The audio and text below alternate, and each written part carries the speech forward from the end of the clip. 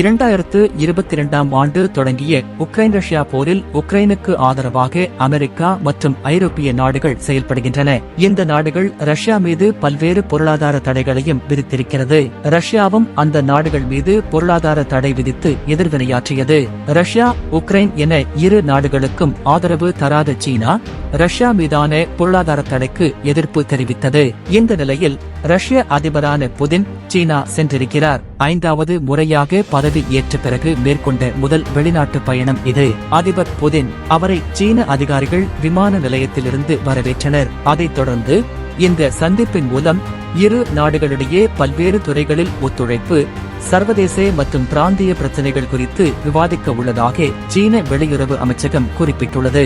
ரஷ்ய அதிபர் புதின் சீன பத்திரிகைக்கு அளித்த பேட்டியில் உக்ரைன் நெருக்கடியை தீர்க்க ரஷ்யாவுக்கு உதவும் சீனாவின் உண்மையான விருப்பத்தை பாராட்டுகிறேன் என குறிப்பிட்டிருக்கிறார்.